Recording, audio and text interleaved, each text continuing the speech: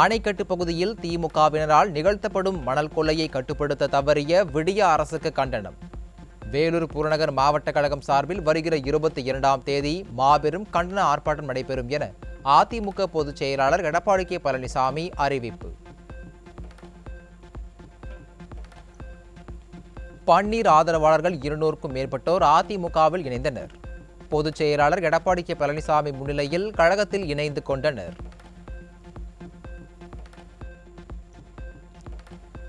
புரட்சி தலைவர் பிறந்தநாள் விழாவை ஒட்டி அதிமுக சார்பில் 5 நாட்கள் பொதுக்கூட்டங்கள். இன்று முதல் 21ஆம் தேதி வரையிலும் 27 மற்றும் 28 ஆகிய தேதிகளிலும் தமிழகம் முழுவதும் பொதுக்கூட்டங்கள் நடைபெறுகின்றன. புரட்சி தலைவர் பிறந்தநாள் விழாவை ஒட்டி நடைபெறும் பொதுக்கூட்டங்களில் முன்னாள் அமைச்சர்கள் பங்கேற்கின்றனர். பொள்ளாச்சியில் முன்னாள் அமைச்சர் SP வேலுமணியும், சேந்தமங்கலத்தில் முன்னாள் அமைச்சர் தங்கமணியும் கலந்து கொள்கின்றனர்.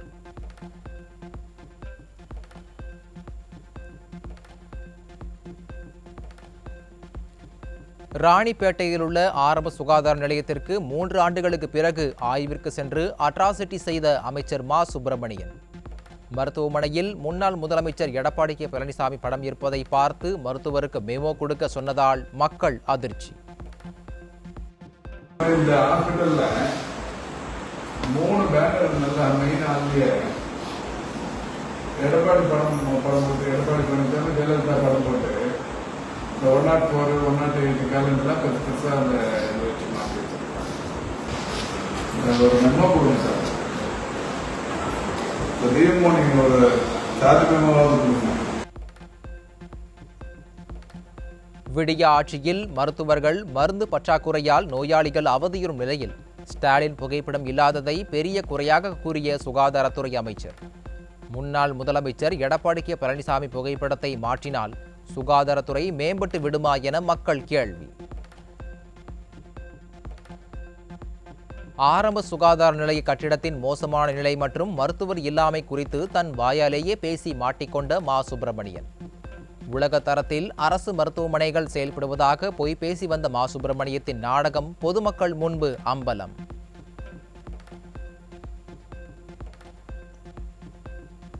கொரோனா தொற்று உச்சத்தில் இருந்த காலத்தையே அதிமுக திறம்பட கையாண்டு மக்களை பாதுகாத்த நிலையில் ஒரு காய்ச்சலை கூட தடுக்க திறனில்லாத ஆட்சியை திமுக நடத்துவதாக மக்கள் கடும் சாடல்.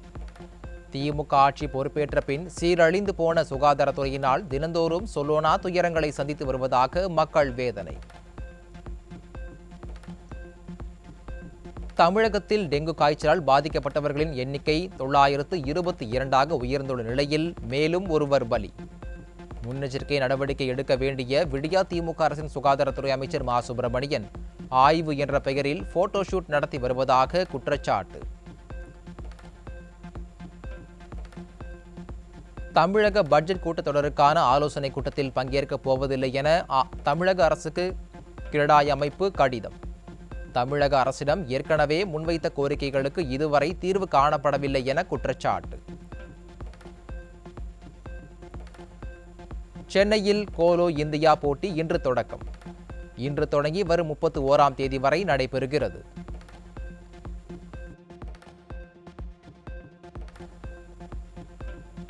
தேனி மாவட்டம் ஆண்டிப்பட்டி அருகே வெறும் கைகளால் கழிவுநீர் கால்வாயை சுத்தம் செய்த தூய்மை பணியாளர்கள்.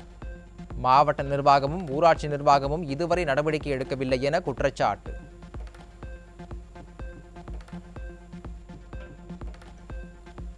சுற்றுலா தலமான குற்றாலத்தில் மினரல் ஆயில் தடவப்பட்ட பேரீச்சை, ரசாயனம் கலக்கப்பட்ட மஸ்கோ தல்வா உள்ளிட்டவை பறிமுதல். ஐயப்ப பக்தர்களை குறிவைத்து நடக்கும் மோசடி.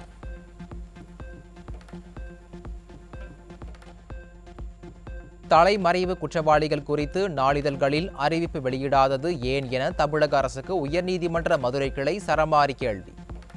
சுய விளம்பரத்திற்கு மட்டும் பணத்தை செலவிடும் விடியா திமுக அரசு குற்றவாளிகளை பிடிக்க ஆர்வம் காட்டாதது அவலம்.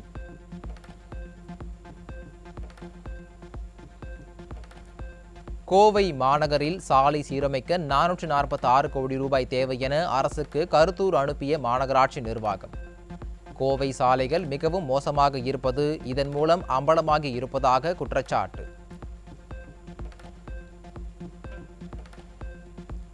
கோவை பெங்களூரு வந்தே பாரத் ரயிலுக்கு முன்பதிவு திடீர் நிறுத்தம். பிப்ரவரி 1ஆம் தேதி முதல் பயணம் செய்வதற்கு புக்கிங் இல்லாமல் பயணிகள் ஏமாற்றம்.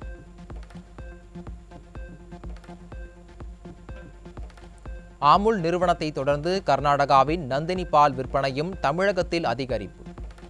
ஆவின் பால் விற்பனையை அதிகரிக்க நடவடிக்கை எடுக்க வேண்டிய அமைச்சர் மனோ தங்கராஜ் சேலம் திமுக மாநாட்டில் பிஸியாக உள்ளதாக குற்றச்சாட்டு.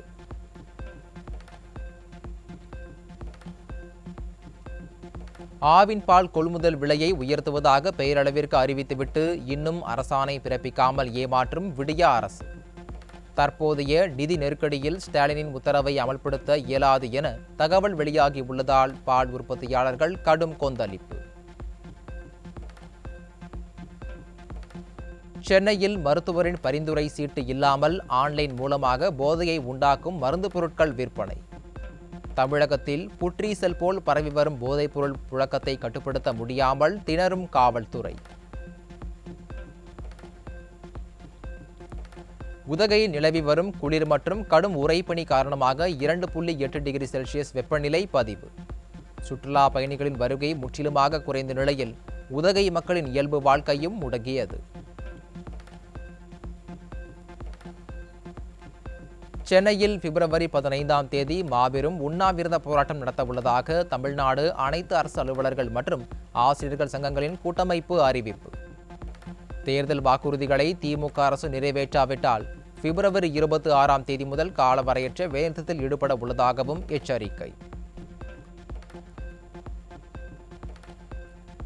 அனைத்து தொழிலாளர்களையும் பணி நிரந்தரம் செய்ய வேண்டும், ஊதிய உயர்வு உள்ளிட்ட 17 அம்ச கோரிக்கைகளை வலியுறுத்தி NLC ஜீவா ஒப்பந்த தொழிற்சங்கத்தினர் வரும் 26ஆம் தேதி போராட்டம்.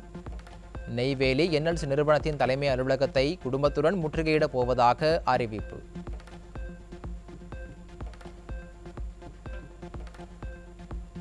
சிவகங்கை மாவட்டம் திருப்பத்தூர் அருகே சிராவயல் மஞ்சுவிரட்டில் மாடு முட்டி இறந்த இருவருக்கு அறிவிக்கப்பட்ட நிதி போதாது. விடியா அரசு கூடுதல் நிதி உதவி அளிக்க வேண்டும் என இறந்தவர்களின் உறவினர்கள் வலியுறுத்தல். திருப்பத்தூர் அரசு டாஸ்மாக் கடைகளில் போலி மதுபானம் விற்பனை செய்யப்படுவதாக விடியா திமுக கட்சியின் நிர்வாகி குமுறல்.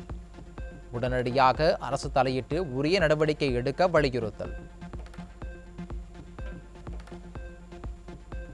விழுப்புரம் மாவட்டம் திண்டிவனம் அருகே மது போதையில் பணி செய்த அரசு பேருந்து நடத்துனரால் பரபரப்பு.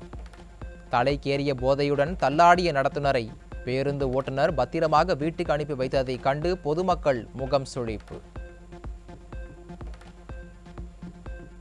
வேலூர் மாவட்டம் கீழரசம்பட்டு மற்றும் கோவிந்தரெட்டிப்பாளையத்தில் அனுமதியின்றி நடைபெற்ற எருதுவிடும் விழாவால் பரபரப்பு. விடியா அரசின் திறனற்ற நிர்வாகத்தால் எந்த விதிகளையும் பின்பற்றாமல் எருதுவிடும் விழா நடந்ததாக பொதுமக்கள் குற்றச்சாட்டு.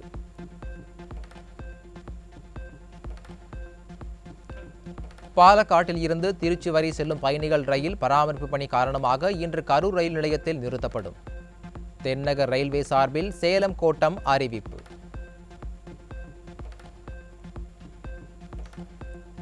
கோச்சிங் சென்டரில் மாணவர்களை சேர்ப்பதற்கான வழிகாட்டு நெறிமுறைகளை வெளியிட்டது மத்திய அரசு. 16 வயதுக்குட்பட்ட மாணவர்களை கோச்சிங் சென்டரில் சேர்க்க தடை விதிப்பு.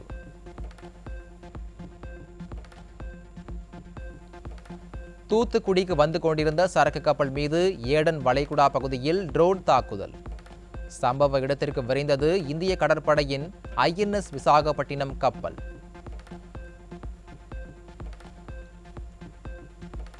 ஊழல் குற்றச்சாட்டுக்கு உள்ளான சிங்கப்பூர் போக்குவரத்து துறை அமைச்சர் ஈஸ்வரன் ராஜினாமா.